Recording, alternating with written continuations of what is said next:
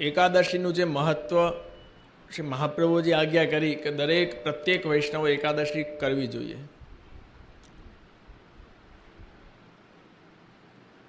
પુષ્ટિમાર્ગમાં વૈષ્ણવ એકાદશીનું મહત્ત્વ જાણે છે, છતાં ઘણા બધા લોકો એકાદશીનો ઉપવાસ નથી કરતા, એકાદશીનું વ્રત નથી કરતા.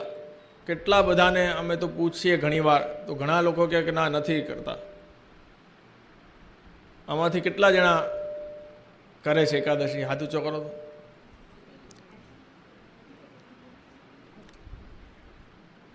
તો જે લોકો નથી કરતા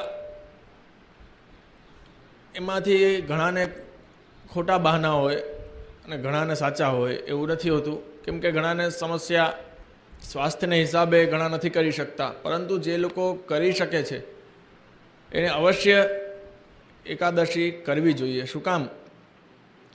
કે જે શાસ્ત્રો પુરાણોમાં બતાવેલા જે ફળ છે એ આપણને સમજીએ કે આપણે નથી જોતા. ચાલો, અમુક પ્રકારના મોક્ષ છે એ આપણે નથી જોતા, એ સુખ છે, ફળ છે, આપણે નથી જોતા, પરંતુ એ વસ્તુ સેવામાં ઉપયોગી થાય તો આપણે એકાદશી કરવી જોઈએ. કેમ કે એકાદશી છે એ 11 ઇન્દ્રિયોનો નિગ્રહ કરવાનું છે, કે 5 કર્મેન્દ્રિય, 5 જ્ઞાનેન્દ્રિય અને મન એ એકત્ર થઈને આપણે એકાદશી કરીએ તો આપણા કંટ્રોલમાં રહીએ. આપણા શરીર, હાથ, પગ, મન, વાણી, વિચાર કાંઈ પણ કંટ્રોલમાં નથી. તો એ ક્યારે આપણા વશમાં થાય? કે જ્યારે આપણે એકાદશી કરીએ, મન અને શરીરનો નિગ્રહ કરીએ અને એ ચિત્ત આપણે 11ના દિવસે ઠાકોરજીની સેવામાં, ઠાકોરજીના સ્મરણમાં લગાડીએ. અને એ હિસાબે જ એકાદશીનો સત્સંગ આપણે રાખ્યો કે એકાદશીના દિવસે આપણે સત્સંગ કરવાનો વૈષ્ણવને લાભ પ્રાપ્ત થાય. કેમ કે પુરાણોમાં પણ કહ્યું છે કે જે જીવ દરેક 11માં એકાદશીમાં સત્સંગ કરે છે, ઉપવાસ કરે છે, એ પ્રભુના પ્રિય થાય છે. તો ઉપવાસથી વાત યાદ આવી કે ઘણા લોકોને ખબર નથી હોતો કે ઉપવાસ કહેવાય કે અપવાસ કહેવાય. કે જો આપણે આ હિન્દી, ગુજરાતી અલગ અલગ ભાષા છે ને, એ શબ્દ ઉપર બહુ મહત્વની વાત છે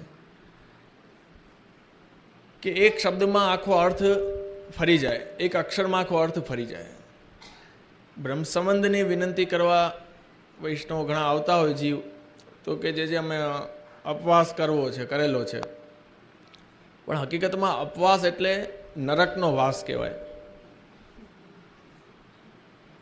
અને ઉપવાસ એટલે સાચું અર્થ થાય કે પ્રભુ અથવા ગુરુની સન્મુખ બેસીને કોઈ પણ વસ્તુ સારી ગ્રહણ કરવી, એને ઉપવાસ કહેવાય. ગુરુ પાસે બેસવું એટલે જ ઉપનિષદ. ઉપનિષદ જે શાસ્ત્ર છે, ઉપનિષદો છે, એ ગુરુ પાસે બેસીને જે શિષ્યો ભણેલા છે એટલે એનું નામ છે ઉપનિષદ. તો શબ્દનું પણ બહુ મહત્ત્વ છે. તો આપણે હંમેશા ધ્યાન રાખવું કે આપણે એકાદશીનો વ્રત કરીએ કે બ્રહ્મ સંબંધ લેવા કોઈ આવે તો આપણે ઉપવાસ શબ્દનો ઉપયોગ કરવો. તો આ તો એકાદશીની વાત થઈ. અને દર એકાદશીએ જે આપણે સત્સંગ કરીએ છીએ અને કરવાના છીએ,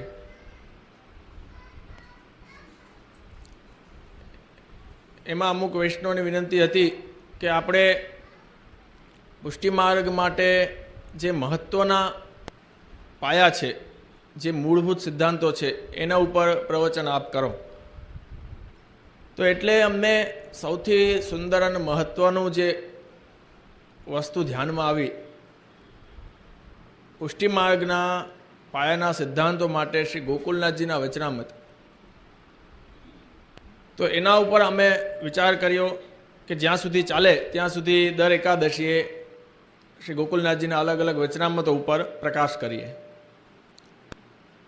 કેમ કે વૈષ્ણવ માટે મહત્ત્વની વસ્તુ એ છે કે મૂળભૂત સિદ્ધાંતો. કે આપણને જીવ ઘણીવાર વિચારે કે હું તો બધું જાણું છું, હું તો આટલા વર્ષોથી ઠાકોરજીની સેવા કરું છું, હું તો આટલા વર્ષોથી ગુરુ પાસે જાઉં છું, વલ્લભકુલ પાસે જાઉં છું, કે હવેલીએ કેટલા વર્ષોથી જાઉં છું, બહુ નિકટની સેવા કરું છું. પરંતુ ઘણી વખત અમને પણ આશ્ચર્ય થાય એ વસ્તુ જાણવા આવે કે એ લોકોને એ વસ્તુ પણ ખબર નથી. જીવ એ વિચારતો હોય કે હું તો સેવા કરું છું, મને બધી ખબર છે, પરંતુ એને ઘણી બધી વસ્તુ ખબર નથી હોતી. ઘણી વખત ઘણી બધી ભૂલ આપણે અજાણતામાં થઈ જતી હોય. તો એ શ્રી ગોકુલનાથજીના વચનામૃત ગોકુલનાથજીએ બહુ જ સુંદર પુષ્ટિમાર્ગી જીવ માથે કૃપા કરીને આજ્ઞા કરી છે. અમુક અમુક નાની નાની વસ્તુ કે જીવન કઈ રીતે જીવવું પુષ્ટિમાર્ગીય જીવને. તો આપણે પહેલાં પાયાના સિદ્ધાંતો જો સમજીએ તો પછી એની ઉપર ચણતર સારું થઈ શકે. તો શ્રી ગોકુલનાથજીએ પ્રથમ જ વચનામૃતમાં બહુ સુંદર આજ્ઞા કરી કે વૈષ્ણવોએ અન્યાશ્રય ન કરવો. તો હવે અન્યાશ્રયની જે વાત છે એ બહુ જ મહત્વની વાત છે. કેમ કે એ જાણે છે બધા, આપણે વાર્તા પ્રસંગોમાં ને બધામાં જાણીએ છીએ કે અન્યાશ્રય ન કરો, અન્યાશ્રય ન કરો, જેને કહેવાય એક બહુ સામાન્ય વાત થઈ ગઈ છે અન્યાશ્રય ન કરવો, એ બધા જાણે છે. પરંતુ જેટલું આચરણમાં આપણે કરવું જોઈએ એટલે આપણાથી થતું નથી. જે લોકો એક અનન્ય આશ્રય રાખતા હશે, દ્રઢ આશ્રય રાખતા હશે, એ ખૂબ સારી વાત છે. પરંતુ આપણા પુષ્ટિમાર્ગમાં વૈષ્ણવમાં 80% ઉપર લોકો એક દ્રઢ આશ્રય નથી કરી શકતા. કે વિચારોથી હોય, કે આપણે ભાવનાઓથી હોય, આપણા કર્મથી હોય, આપણા વર્તન વ્યવહારથી હોય, એ દરેક રીતે આપણે કોઈને કોઈ જગ્યાએ ભૂલથી એ આપણો આશ્રય છે ચૂકી જવાય છે. તો સૌથી પહેલાં તો વિચારવાની એ વાત આવે કે આશ્રય ન કરવો અને બીજું અન્યાશ્રય કરવાનું કારણ શું. આપણે એ પહેલાં સમજી શકીએ કે આશ્રય છૂટે એ ક્યારે આપણે બીજા કોઈ પણ સંપ્રદાયમાં, બીજા ધર્મમાં કે કોઈ પણ બીજા દેવી દેવતાઓમાં આપણી નિષ્ઠા થાય, આપણને ભાવ જાગેનું કારણ શું કે જ્યારે જેમ કે ઉદાહરણ તરીકે તમે એક ઘરમાં રહ્યો છો અને એક ઘરમાંથી તમારા બીજા ઘરમાં જવાની ઈચ્છા થાય તો એનું કારણ જરૂર એનું કોઈને કોઈ કારણ હોવું જોઈએ. જો તમારા ઘરમાં કોઈ તકલીફ છે, તમારું ઘર તૂટેલું છે, તમારા ઘરમાં બારી બારણા દરવાજા ખુલ્લા રહે છે, બંદોબસ્ત નથી, તમને એમાં ડર લાગે છે, ભય લાગે છે, બીક લાગે છે, કે ઘરમાં તમને ગમતું નથી, ત્યારે તમારી ઈચ્છા થશે કે હું નવું ઘર બનાવું, નવા ઘરમાં રહેવા જાઉં. તો તમારો ત્યારે આશ્રય, એ જે ઘરનો આશ્રય છે, ત્યારે તમને અવિશ્વાસ આવશે કે બીક લાગશે કે ના આ ઘર તૂટી જશે, કે મને લાગી જશે, કાંઈ થઈ જશે. ત્યારે તમારો વિચાર થાય કે હું બીજા ઘરમાં રહેવા જાઉં. પણ જો તમારું ઘર મજબૂત હશે, સુરક્ષાની દ્રષ્ટિએ સારું હશે, ઠાકોરજીમાં આપણને વિશ્વાસ નથી કે આપણે આમાં નિર્ભયતાથી આ સંપ્રદાયમાં માર્ગમાં રહી શકીએ, ત્યારે આપણી ઈચ્છા થાય છે કે આપણે અન્યાશ્રય કરીએ. એક આ પોઈન્ટ છે. અને બીજો પોઈન્ટ એ છે કે અજ્ઞાનતા,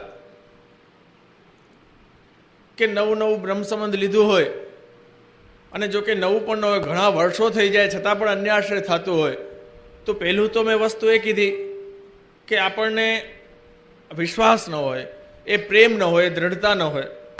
અને બીજો પોઈન્ટ એ છે કે અજ્ઞાનતા, કે જ્ઞાન નથી હોતો કે અન્યાશ્રય કેટલો બાધક કરી શકે છે. તો શ્રી ગોકુલનાથજી સર્વપ્રથમ એ જ આજ્ઞા કરી કે વૈષ્ણવોએ હંમેશા એક આશ્રય શ્રીનાથજીનો જ, શ્રી ગોવર્ધન ધરણનો જ રાખવો. સૌથી પ્રથમ આપશ્રીના વચનામૃતમાં મુખ્ય વાત જ એ છે કે એક શ્રીનાથજીનો, શ્રીજીનો જ આશ્રય રાખવો. કેમ? કેમ કે અન્યાશ્રય છે બાધક છે. અને ત્યારબાદ આપશ્રી આજ્ઞા કરે છે કે જીવ અન્યાશ્રય કઈ રીતે કરે, શું કામ કરે. તો આપણે એક ઉદાહરણ તરીકે સમજીએ કે આપણો જે અહમતા મમતાત્મક રૂપી જે સંસાર છે ને એ એક વૃક્ષ છે. તમે એક જેને કહેવાય કે ઇમેજિન કરજો, એક ભાવના કરજો કે તમારી સામે એક વૃક્ષ છે, ઝાડવું છે. એ આપણું જ અહમતા મમતાત્મક રૂપી બનાવેલું એક વૃક્ષ છે. તો એમાં જે શાખાઓ છે, ડાળ છે, ડાળીઓ મોટી મોટી, એ આપણા કુટુંબીજનો છે. અને એમાંથી જે શાખાઓ છે નાની નાની, એ આપણો પતિ પત્ની પુત્ર પરિવાર વગેરે છે. અને આપણા મન તથા દેહ સંબંધી જે ભાવનાઓ છે, મનના તરંગો છે, વિચારો છે, અલગ અલગ ભાવનાઓ થાય, એ બધા તરંગો છે, એમાં પત્તા ઉગેલા છે. જે પત્ર છે, જે પાંદડા છે, એ આપણા દેહ તથા મનના અલગ અલગ તરંગો છે. અને જે ફળ છે એ છે સુખ અને દુઃખ. એ ઝાડમાં જે ફળ આવે છે, આપણા અહમતા મમતાત્મક રૂપી જે ઝાડ છે, એમાં ફળ આવે છે સુખ અને દુઃખ. અને એ ઝાડનું મૂળ શું છે? ભગવાન છે, પ્રભુ છે. એ આપણો જે સંસારનું મૂળ છે, એ વૃક્ષ આપણે જે બનાવ્યું છે, એનો મૂળ તો ભગવાન છે.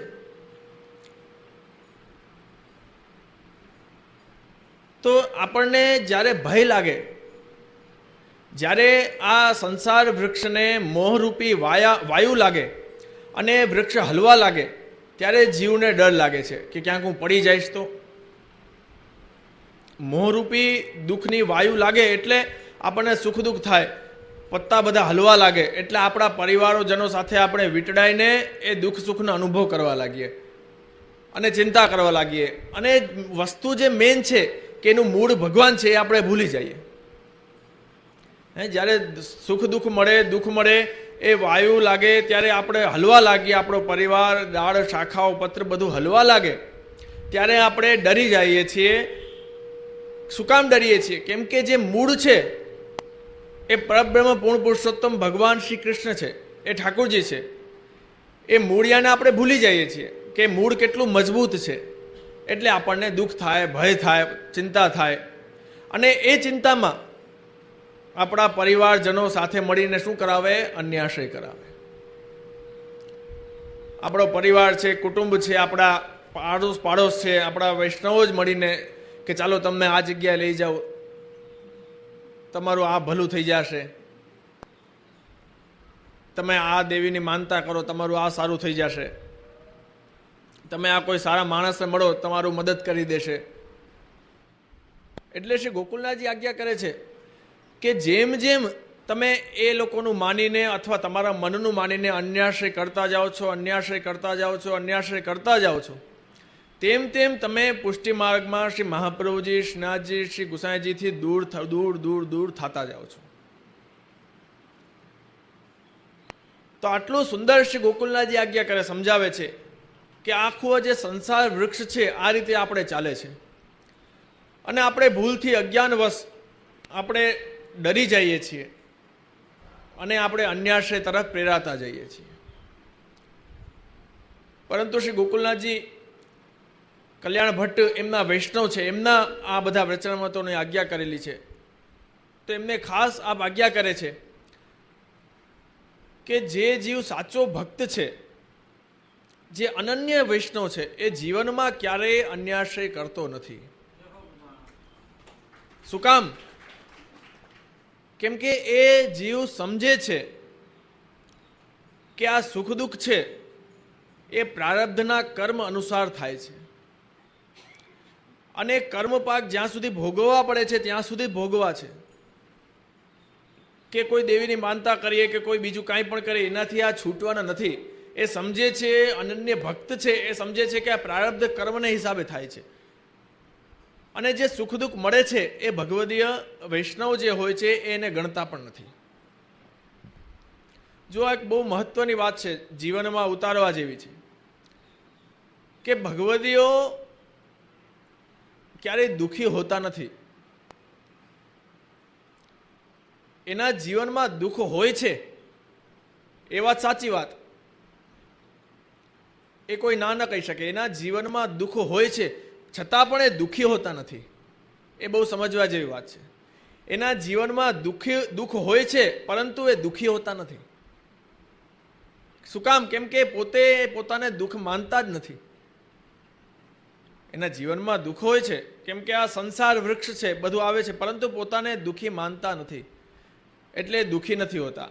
તો સમજવું કે જે જીવ જીવનમાં દુઃખો હોય છે અને પોતાને દુઃખી માને છે, તો એ સાચો વૈષ્ણવતાના માર્ગ ઉપર નથી ચાલી શકતો. કેમ કે સુખ દુઃખ તો આ મોહરૂપી વાયુ લાગે છે, એટલે થવાનું જ છે, અને પ્રારબ્ધ કર્મ છે. તો કહેવાનો તાત્પર્ય એ છે કે શ્રી ગોકુલનાથજી એ જ આજ્ઞા કરે છે કે વૈષ્ણવોએ હંમેશા બે વસ્તુ મહત્વની છે પુષ્ટિ માર્ગમાં: અન્યાશ્રય છોડવું અને અસમર્પિત વસ્તુનો ત્યાગ કરવો. આ બે જ વસ્તુ જો આપણે જીવનમાં ઉતરે તો જ આપણી પુષ્ટિ માર્ગની જે ગાડી છે આપણે સાચા પાટા ઉપર આપણે ચાલી શકીએ. પછી આપમેળે બધો આનંદ આવવા લાગશે અને એક પુષ્ટિ સિદ્ધાંત આપણે આગળ પછી ધીમે ધીમે જાણી શકશું. પરંતુ મહત્વની વસ્તુ એ જ છે અન્યાશ્રય અને અસમર્પિત વસ્તુનો ત્યાગ. એ થયા પછી જ આપણે શુદ્ધ થઈએ, પવિત્ર થઈએ, પ્રભુને લાયક થઈએ. નહીંતર તો અમે ગામડાઓમાં બધી જગ્યાએ જતા હોઈએ, અહીં જેતપુરમાં પણ પધરામણીમાં જઈએ તો અલગ અલગ બધા સ્વરૂપોની ઝાંખી થતા જ હોઈએ અમારે. કેમ કે જ્યાં સુધી મનમાંથી ન નીકળે ત્યાં સુધી ઘરમાંથી ન નીકળે, અને ઘરમાંથી ન નીકળે ત્યાં સુધી મનમાંથી ન નીકળે.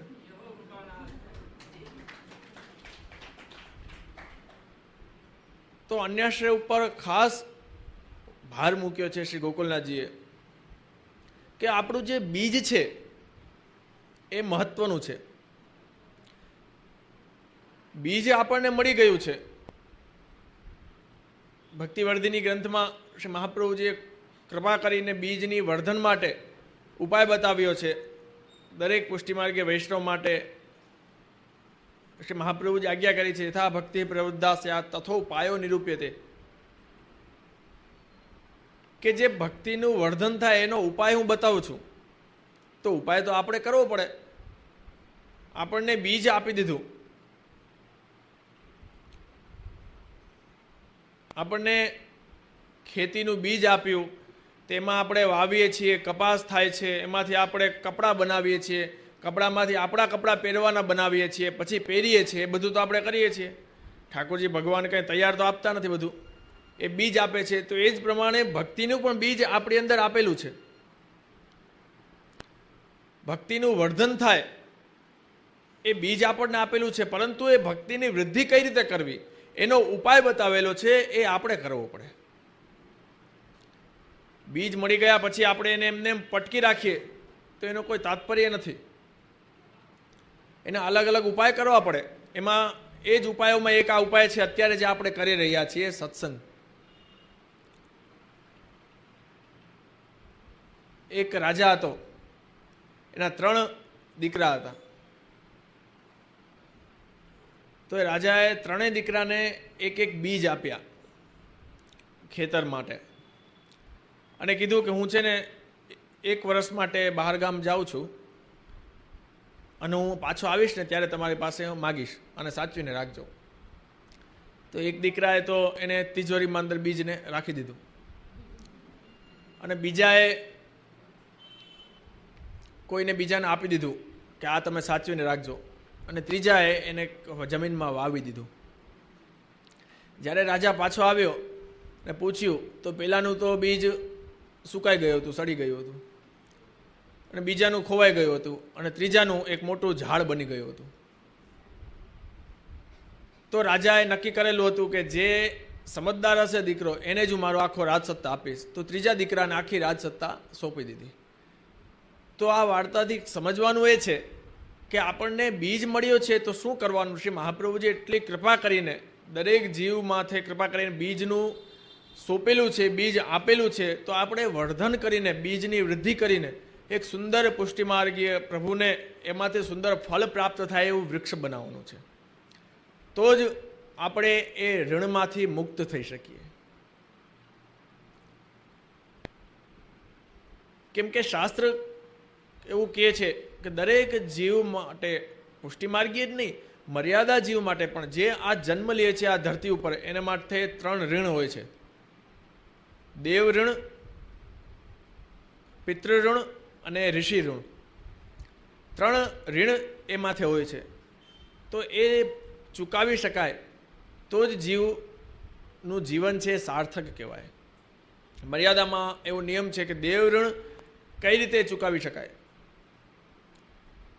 કે પ્રભુની અર્ચના કરીને, પ્રભુની સેવા કરીને, યજ્ઞ હવન વગેરે કરીને એ દેવનું ઋણ છે એ ચૂકવી શકાય. પછી પિતૃ ઋણ છે એ સંતાન ઉત્પત્તિ કરીને એ પિતૃ ઋણ ચૂકવી શકાય. અને ત્રીજું છે ઋષિ ઋણ, એ કઈ રીતે ચૂકવી શકાય. એ મહત્વનું છે કે શાસ્ત્રોનું અધ્યયન કરીએ, શાસ્ત્રોનું અવગાહન કરીએ, સ્વાધ્યાય કરીએ, ગ્રંથોનું અવગાહન કરીએ ત્યારે એ ઋષિઓનું ઋણ ચૂકવી શકે. કેમ કે એમણે એટલો પરિશ્રમ લઈને આ ગ્રંથો રચ્યા છે, વેદ શાસ્ત્ર પુરાણ. તો એ આપણે વાંચન કરીએ, અભ્યાસ કરીએ,